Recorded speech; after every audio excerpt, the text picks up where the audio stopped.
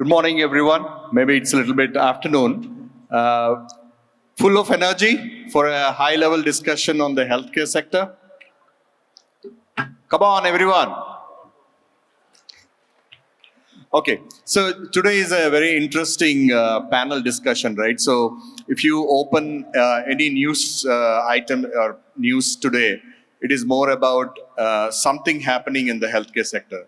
Somebody doing some good innovation, trying to address some medical issues, or hospitals expanding in a very large way. So we have seen even in the Hyderabad ecosystem, we have, HES is growing very fast, AINU, AIG hospitals opening new branches, then Kim's Hospital, Continental, Yashoda is going for an IPO. So you have a lot of growth coming in, right, from across the healthcare delivery sector.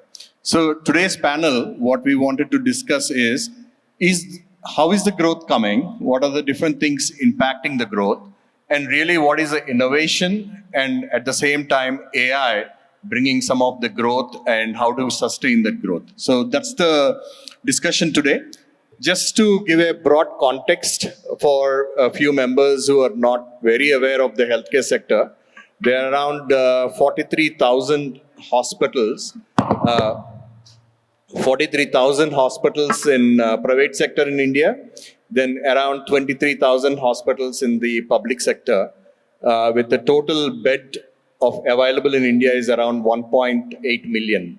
And around 1.1 is in the private sector and 0.7 million is in the public sector. And every year, approximately, I think 20,000 beds to 30,000 beds are getting added into the sector. So there's a lot of growth. And private equity investments, approximately 1 to 1.5 billion is moving into this sector. So there's a lot of investment coming into the growth story. And so we wanted to understand today a little bit from the panel. I'll introduce the panel shortly. What is the growth and what is the innovation and how is AI going to impact the future going forward? So today we have on the panel Mahadevan Narayan Muni, or Mahad, is a senior analyst at TPG Capital, one of the world's largest private equity firms with over 100 billion in assets under management. He focuses on healthcare and lifestyle investments, including healthier medtech and care hospitals. Mahad also co-founded AknaMed, a tech-based driven hospital supply chain platform backed by LGT Lightstone Capital. He's an alumnus of IIT and also IIM Lucknow, and he brings more than 15 years of investment experience. Thank you, Mahad. Thanks for taking time to be on this panel here today. Kiran Gadela is co-founder of Oasis Fertility. Today, you are around 30 centers across India, 35. I think the number is increasing, which is good. 35 centers across India. He's a first-generation entrepreneur with over 25 years of experience. Kiran has spent the last 15 years building the Oasis business from the ground up into a premier, healthcare delivery center. Before founding Oasis, he led a large-scale technology transformation projects for investments bank in London, and a background that fuels his passion for blending healthcare and tech. And I believe you also have a health tech company as well. So it's a delivery and health tech experience that he's bringing on board here. And Sandeep serves as CEO of Asian Institute of Nephrology and Urology. I think they raised a lot of fund from TPG Capital as well, and other firms, and planning to make it a 20 center very soon. So Sandeep brings a lot of experience on clinical side and operational efficiency. He's IIM Lucknow alumni and 15 years of cross-sector experience in healthcare and marketing, and has previously held senior leadership roles at Fortis Hospital in Delhi and Mumbai. And finally, we have Kinjal Saxena, who's CTO of AIG Hospitals. We work very closely with Kinjal on a daily basis. He leads the hospital digital transformation initiatives at AIG. He has brought in a lot of AI-powered solutions to AIG and brings vast experience from working at Lending Card, Amazon, and Oracle.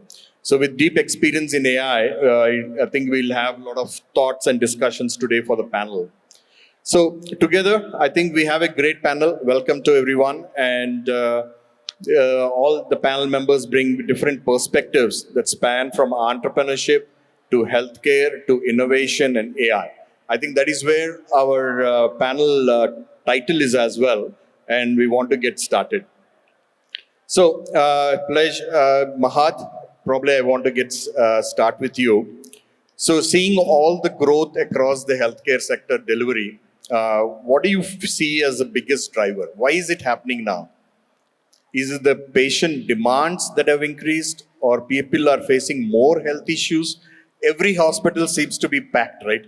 It's like, if you go to any hospital at 10 o'clock in the morning, it's full, irrespective of which hospital you go. So what are the drivers for this? Firstly, good morning, good afternoon, everyone. Rajesh, I think it's a combination of factors, right? I think India is uniquely positioned considering, let's start with access. If you look back number of years, just access to healthcare across forget metro cities, tier 1 cities, tier 2 cities, and so on. I think there is greater access today. And we can talk about what's driving the access in a minute, but I think it starts with that. And that's continuing, right? And we've seen at least a couple of decades of that happening in the country. I think second one is really the disease burden growth, which is an unfortunate situation. NCD, non-communicable disease burden growth, is growing faster in India than many other parts of the world. Lifestyle diseases, oncology, and so on and so forth. I think that's definitely creating a demand for more infrastructure and service, and that's following through. I think third is really one where India significantly lags behind the rest of the world is insurance penetration, right? Actually, we lag behind several of the large countries on two things. One, insurance penetration, and second, the share of government spend in healthcare. So one, of course, greater penetration of private insurance is happening, but equally, there is a burden of care being moved from the state to the private sector, right? Which we are seeing happening secularly over the last several years with Ayushman Bharat and so on and so forth. The states are basically saying, hey, we'll spend X amount of our GDP on healthcare. You as a private sector figure out how to organize yourself to deliver the care and make money out of it, right? So I think that's again a big factor. I think several cities would not have had 100, 200, 300 hospitals if not for the state insurance spend. Because that just at least helps you have a basic infra in a particular city. I think that's another important driver. Probably the last, but not the least, is access to capital. I've been looking at this sector, and Kiran has been operating in this sector for so long, for like 20 years. 20 years back, I remember one of the hospitals in Hyderabad. We spent 6 months negotiating with a tiny individual investor for a 30 crore investment into a hospital chain, right? 6 months, multiple negotiations, lawyers, diligence to get 30 crores into a chain. I'm talking pre-2005 timeframes. From there to the billion and a half coming into the country. So clearly access to capital is a big driver. I just feel one of the blockages still for the country is access to good project finance, because somehow healthcare is still not considered infrastructure in our country. Okay, it is considered a service. At least insofar as a hospital is concerned, it is infrastructure. So if you can get 10, 15, 20-year paper at 7, 8, 9% for solar farms and wind farms and so on and so forth, what hospitals have shown quite consistently over the last 20 years, once you operate a reasonable asset, now the ownerships can keep changing, as tends to happen in our country, but they continue to deliver, they continue to grow, and there's a basic level of cash flows that comes. So I think that can be a further unlocking of capital and therefore growth over the next few years. There's also a couple of sub-trends, and I'm happy to talk about it now or later with respect to consolidation. I think there's a lot's been written about consolidation in the healthcare industry and how that's fueling growth. I think there is I don't really like the word consolidation because I think it is more organization that's happening as opposed to consolidation, right? Because, one of the hospital boards I sit on, CARE, if you see our investments over the last 2-3 years and what we have planned for the next 2-3 years, 1,200 beds have been actually added, new beds, net new greenfield beds have been added or are being planned to be added in a 5-year period, okay, just with one institution.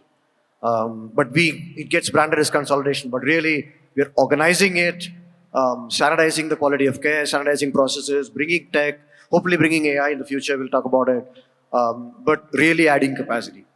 And this 70 to 80% of this addition is actually happening in tier 2 locations. It is everywhere from Nagarkoils to Erodes to Vizag to Raipur to Ranchi. These are the cities that are seeing this capacity addition. No doubt, Hyderabad is a unique market. We have a new hospital coming up here every 6 months or 3 months. But keep that aside, majority of what you're seeing is actually in tier 2. In this growth story, Mahad, one more follow-up question. Do you see any fundamental business models being changed? So I think I would say it's very early days. The incumbent hospital operators are, I would say, hesitant/scared to change status quo business models. There's a lot of innovation on the periphery, right? Okay. It could be around doctor engagement models. It could be around using telemedicine a little bit better, radiology better, having centers of excellence and trying to do a hub and spoke model. There's sort of business process innovation on the periphery that's happening.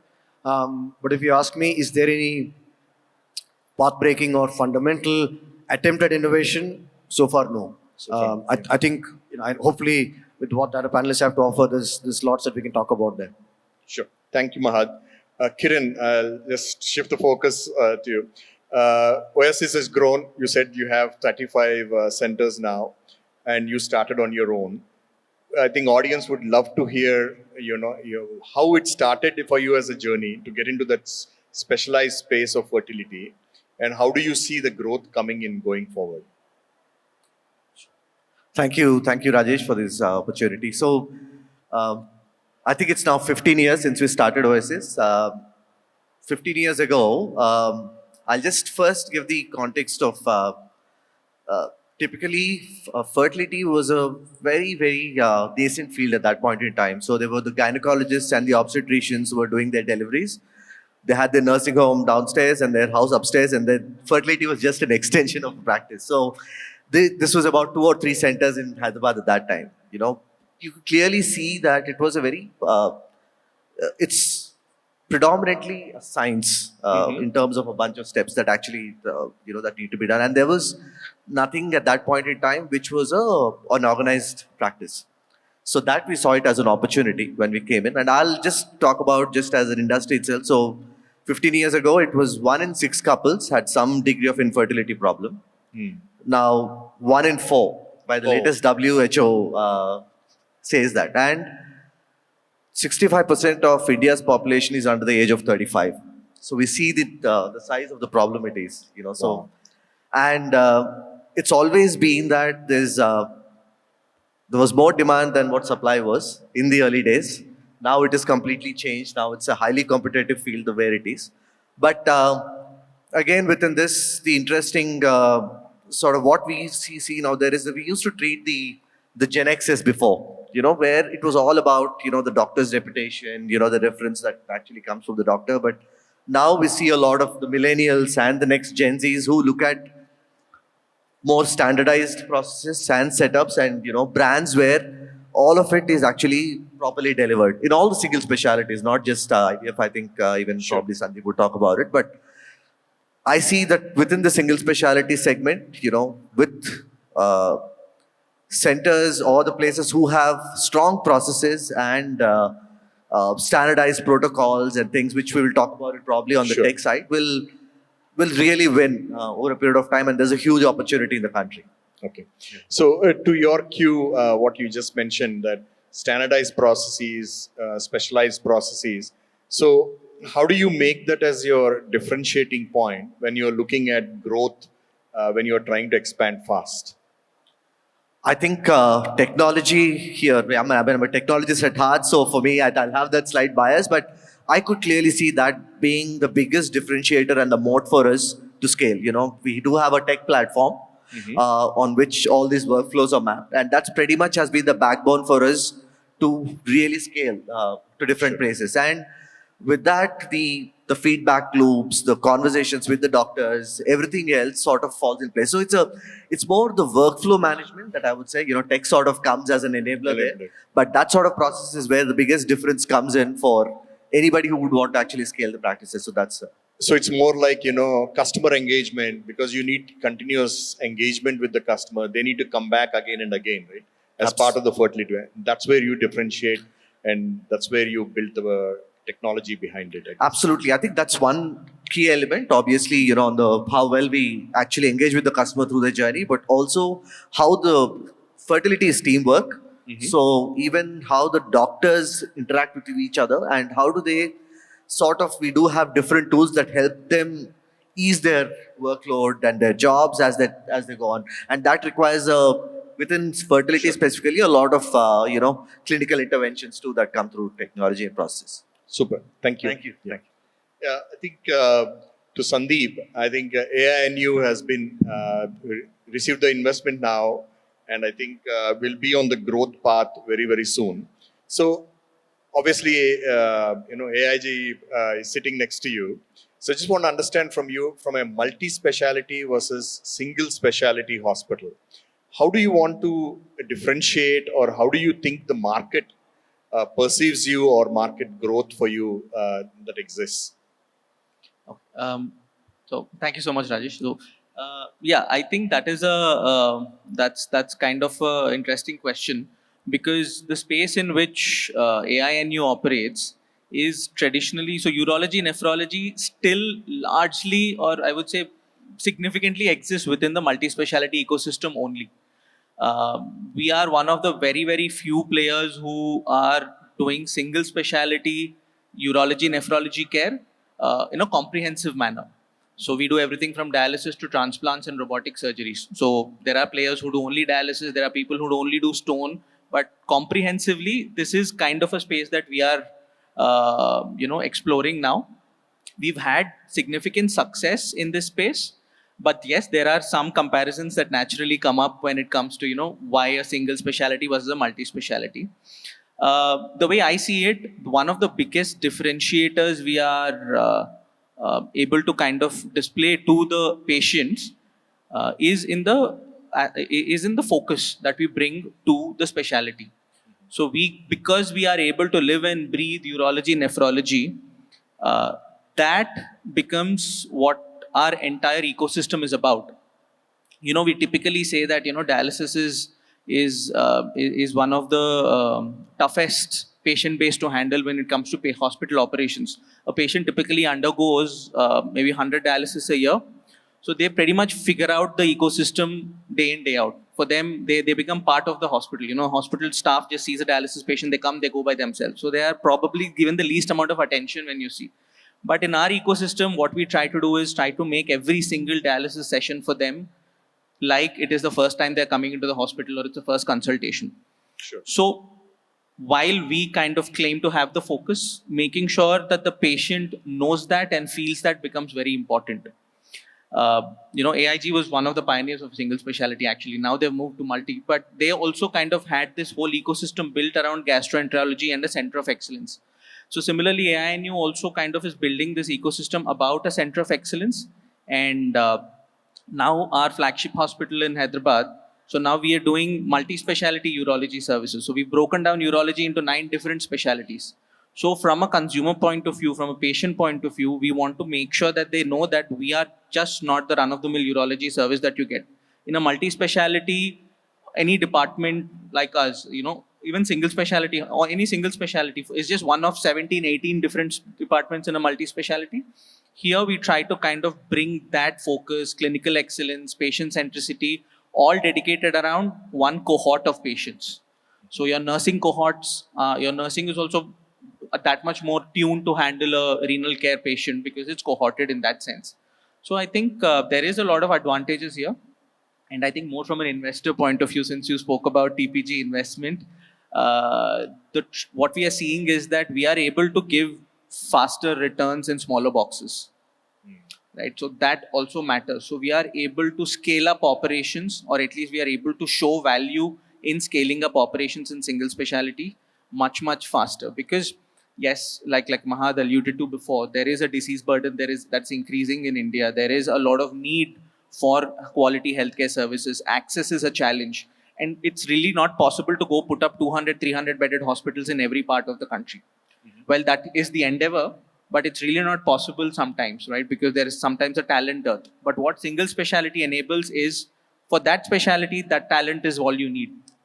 And then you can kind of move faster, quicker, scale up, and build truly national level platforms which can actually interact with each other. We have patients from our Siliguri center being referred to my Hyderabad center because there's no robotic surgery in Siliguri. So we are able to kind of give that value to the patients also. So you walk into an AINU, any part of the country, you still have access to the full suite of services that are there to be offered. Sure.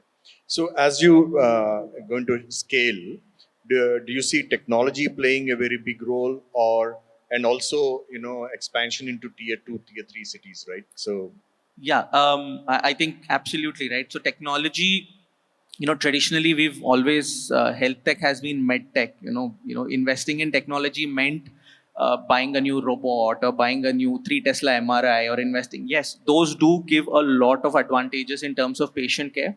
But I think right now a lot of us are now focused on patient focused technology and not just med tech. So enabling smoother operations, enabling more patient efficiency, enabling clinical efficiency, like Kiran was saying, how do doctors interact with each other? End of the day, all of this leads to patient satisfaction, because we want to make sure that not only are patients treated well, but they also have a wholesome, consummately thorough, valuable experience. So there is a lot of technological investment now that we do in terms of our operations and patient-facing operations. Right from managing patient flows in the OPDs to queue managements to allocation of our OTs to ensure that the waiting time for the patients is lesser. So I think that is an area where we can bring in a lot more efficiency and helps us also, move faster, scale up faster. sure, yeah, thank you. So to transitioning to Kinjal, I know we worked very closely and we have implemented some of those operational efficiency improvements. So just wanted to hear your thoughts on how AIG is looking at growth, one. Second, operational efficiencies, what you guys have done. And maybe third, following up to that is really the challenges as a large hospital. What are you seeing and what can be done? Because that's where I think most of the people want to start companies to solve some of those challenges, right? Sure. Thanks, Rajesh. First of all, I'll take the growth question. From a growth perspective, AIG Hospitals has been predominantly in Hyderabad, but now we are expanding to other geographies as well. Going to Delhi and other places as well, which will very soon be in the news. The second, and with this growth, we are also expanding into multiple towers within Hyderabad itself, with getting very, very specialized into oncology, cardiology, and other spaces as well. Getting to operational efficiency and other technology, we try to, as we work closely, we try to keep things very, very simple. We don't, for example, in a setup of healthcare, there is predominantly a patient, a doctor, nurse, or a technician, and then there is the whole business aspect of it, right? So, for patient, most people think that, okay, let's give them a mobile app where they can view their reports and the job is done. If we want to really simplify it for the patients, we have to give them technology which is not just for one hospital. How we are solving the problem for them is we are giving them the tech, whether not just AIG hospitals, but anywhere they have gotten a reporting done or a prescription done. Now we are making it one-stop shop where everything gets uploaded. Now, even if they want to go out of AIG, maybe want to go to AINU or any other hospital, they have their entire data ready with them. So that's one aspect of it, like a health wallet, just making it life easy for patients. The second aspect is the business in itself, and as we have together done the work, is tracking the patients for resource optimization, using operation theaters better. Because even if you are able to increase one surgery a day, that is quite significant for a hospital. And I think that's what we are doing together with IoT-based trackers, where patients come in, come out, and we are able to improve efficiency on. The third and the most important aspect, I guess, which is quite overlooked in the industry, is the fatigue of doctors, nurses, and technicians. See, healthcare is a highly manual dependent industry. Every single aspect is dependent on humans. And you can't take them out. Even with so many AI you put, you really cannot take it out. But what you can truly do is reduce their fatigue. So, one simple example we have done is we have built a multilingual ambient listening solution. So, normally, about 10 years back, what used to happen is a doctor and a patient used to have a normal conversation with eye to eye contact with each other.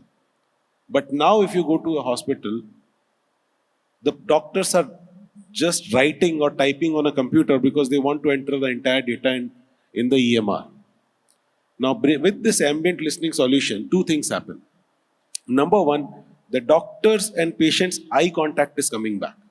Now they are truly looking at the patient and talking to them, which gives a sense of assurance. The second thing that is happening is no more typing, because believe it or not, most doctors type with 2 fingers. They are not good at typing. So, with this, a lot of fatigue is coming down for the doctors. Similarly, for radiologists, things are coming down. And similarly, now we are trying to build that for nurses as well. The importance or the benefit of reducing this fatigue is, again, it improves operational efficiency, but it also improves clinical accuracy. Because at the end, if they are less tired, they will be providing much better care. So that and challenge to all these adoptions is truly that all the clinicians or periclinical staff, they are used to doing the work in a certain way. They come in the morning, they do something certain way. They're just used to it. Now, bringing technology in, bringing a mic in the center of the room, which is listening to everything, does change a lot of things for them. And that adoption is the challenge. Sure. Yeah, thanks, Kinjal. I think there is a uniform theme here, right? So there is growth in the industry. Patients, I think the demand is high. I think lifestyle changes are coming in, and there's a lot of structural changes from private equity side coming in. So there is growth in the hospitals. Beds are increasing, and health. I think the common theme that I understand is technology is the way to go, and technology obviously is the way to scale to help companies scale as well. So just want to touch upon one small thing. Okay, technology is important. Given having we working for the last 3 years with healthcare, the biggest challenge is data. It is extremely hard to get access to data. So how do we solve that problem? How do we, the data is not standardized. The data is not uniform across different software vendors. And data is not stored properly because, as you said, doctors don't feel like entering all the data or the nurses entering the data. So how do we solve some of these challenges? Maybe we can start with Kinjal and then... So, very aptly pointed. The only thing is, while the data is not standardized, but the aspects of the data are always standardized. For an example, if you go to any doctor, no matter what they write, they will be writing the data into 4 or 5 segments only. What is your problem? What is the medicine? What is the test you want to write? And what is the plan of care that you should be doing? That's it. Sure. Right? So, I think that is where AI is going to play a larger role, and we are working on it, as you know.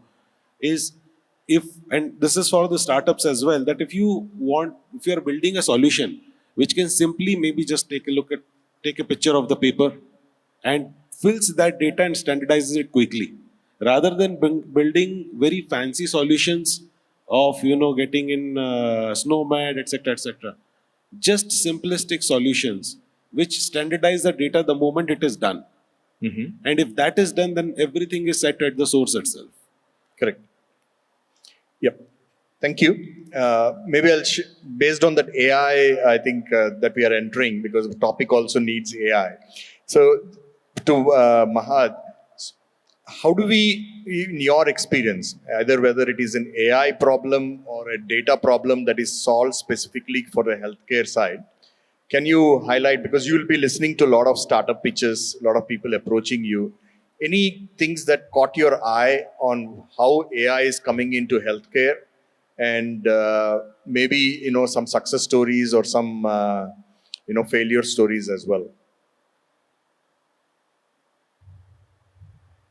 Sure, Rajat. I think firstly, I think it's probably too early to talk about failures. I feel because lots has to be tried over the coming years.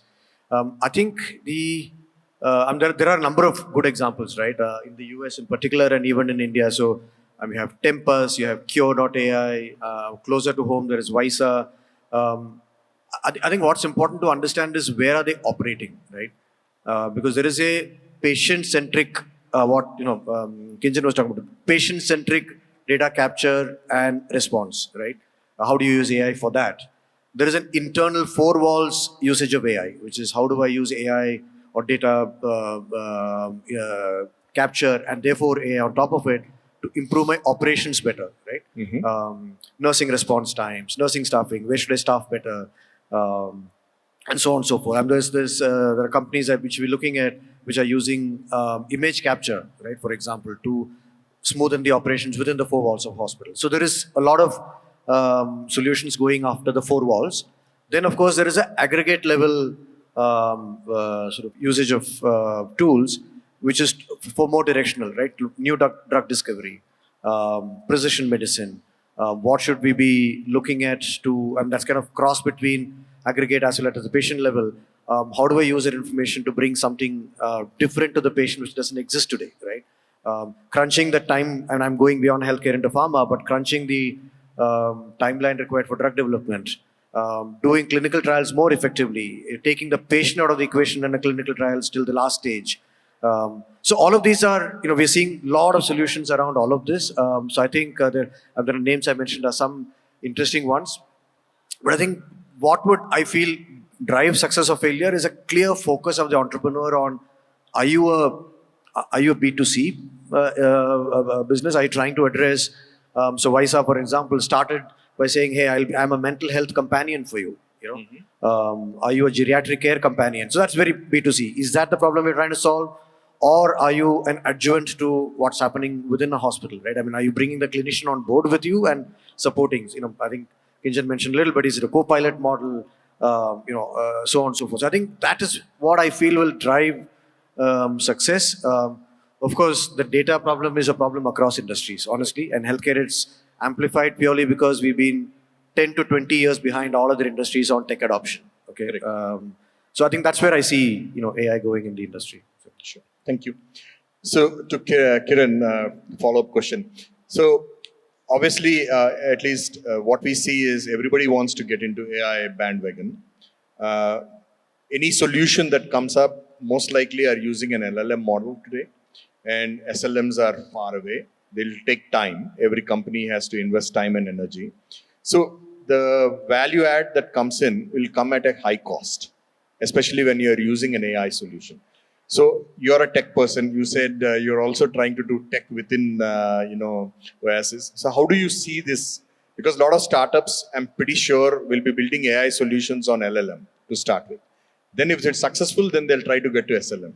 So are hospitals also willing to spend that extra money and work with the startups in, taking these expensive solutions? I think it's a great question, Rajesh. I think first to start with,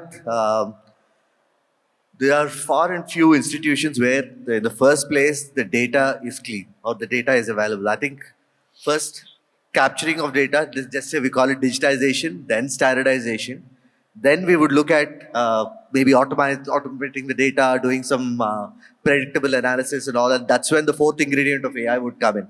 So it's very, very early days. I think the people who are doing it, let's say, AIG, for instance, we guys are doing a lot of work with that. We'll have that clear advantage. So the two parts that Mahat talked about, one would be on the patient side, whatever the solutions on AI that would come. The other ones are within the four walls.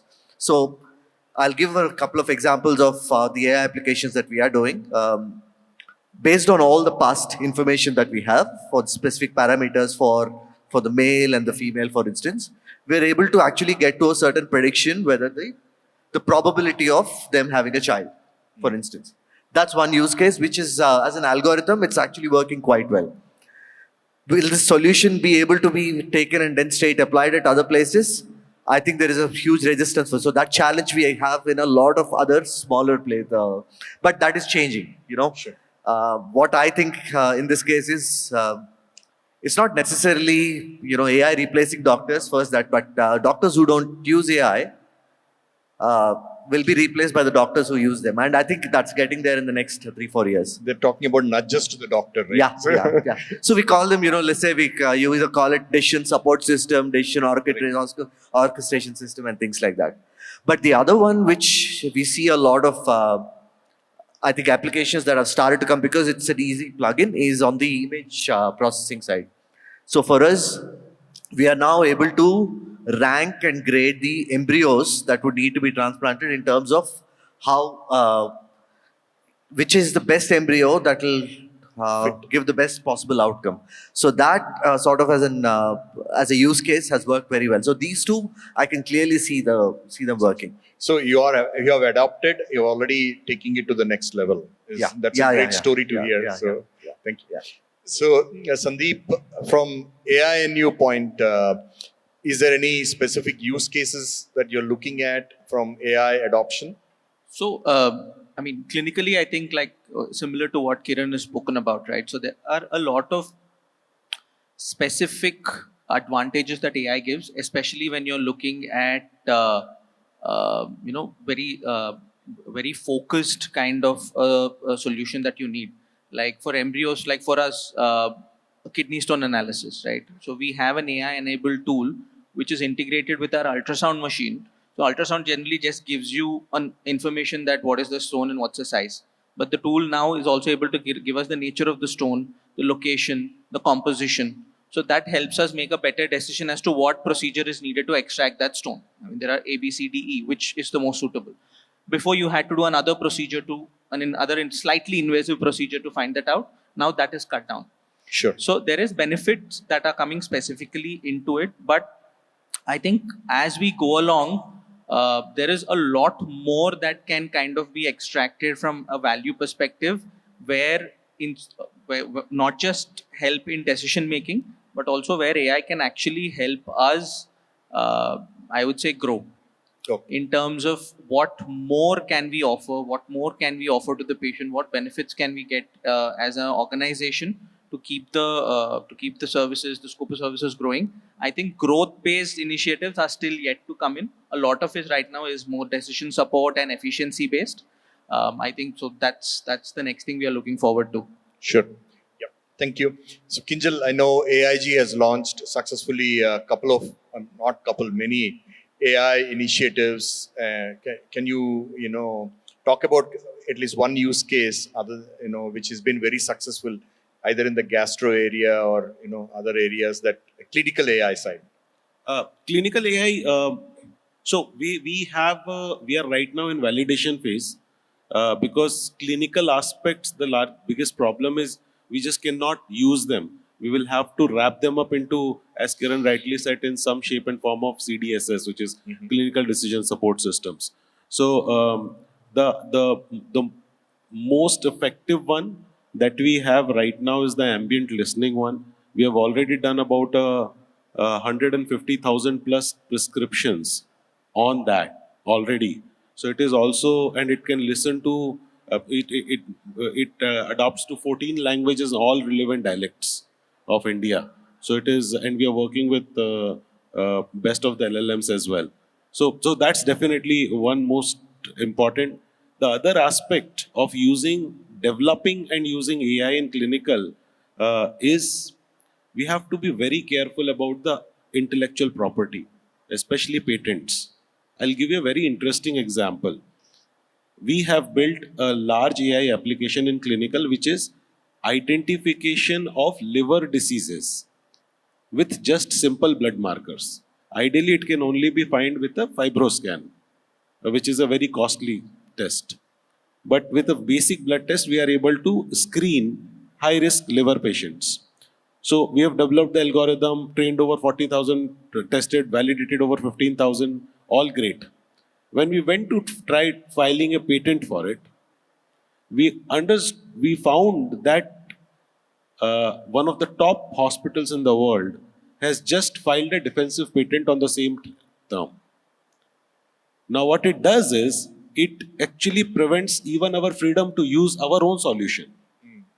So, it is extremely important for all of us, especially when we are building it in India, to file patents so that at least if we are not licensing, at least we will have freedom to use our own technologies. Correct. Yeah. I think that's a wonderful point, Kinjal. I think a lot of startups are working on many interesting ideas. So keeping that in mind about patent, how do you defend your patent? I think that has to start very early on, especially if you are focused on healthcare. So I think in the interest of time, I want to pause a little bit and ask a simple question. If you want to look into the future for the next 3 to 5 years, where do startups focus on? Because getting and working with a hospital is a tough journey. It is not that easy. Long gestation cycles, investment from team and effort have to be there to build the relationships. So just a minute from each one. Where should you focus? How should startups focus on? What are the areas they should focus on? What are the things they need to be careful? Any of those things? Yeah, before actually coming to the startups, I think one most important thing is hospitals should spend a little more on these things. So that's investors would disagree with me, but it's starts time. with you, Kiran. It's time. No, we do it, and we can clearly see that being an advantage. I don't know how many people in the audience are from the hospital sector, but significant spent on technology will make a big difference.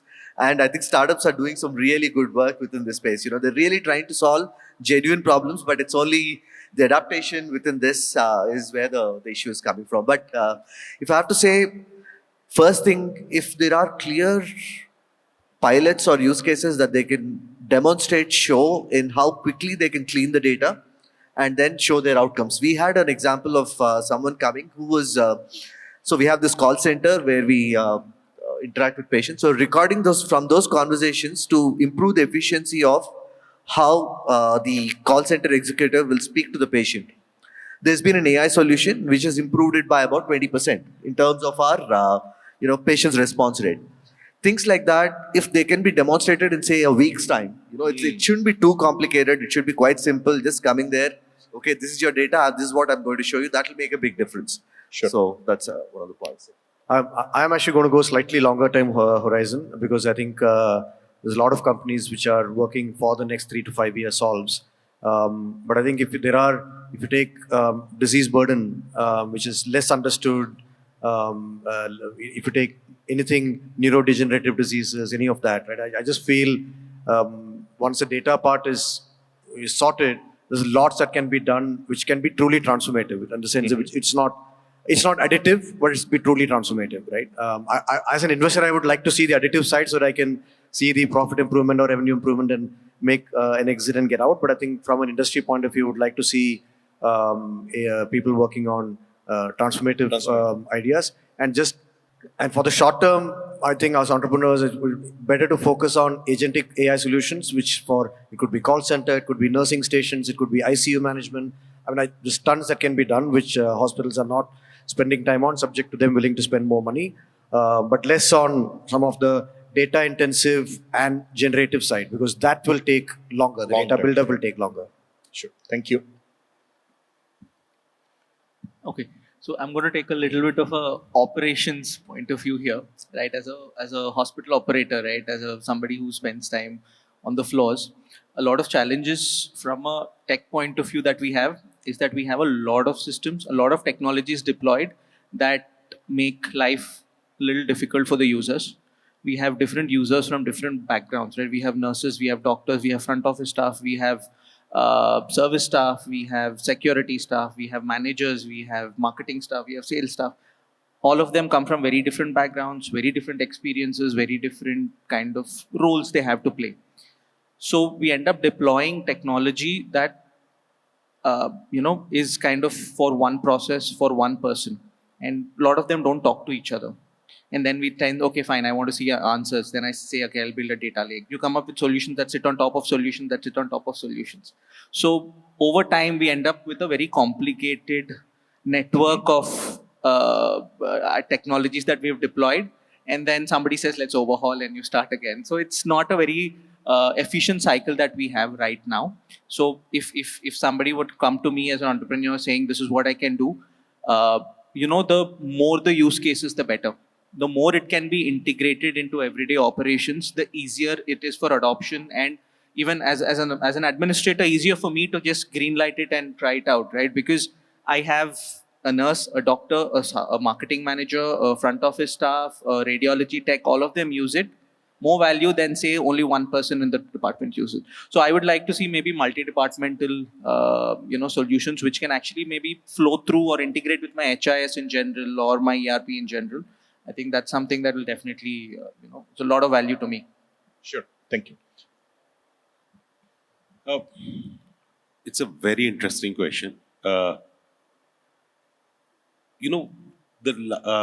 been in multiple industries.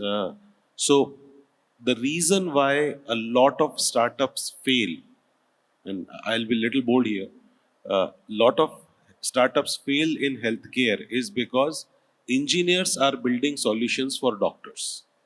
When they build the solution, they take to doctors, and doctors say, I don't need it. Step one for every startup, and this is practically we are doing it, that's why probably we have been able to get 1 or 2 initial successes, is if you have an idea, please go to the doctor, go to the nurse, go to the CXOs of the company, operations staff of the company, ask them, if I build this, will you use it?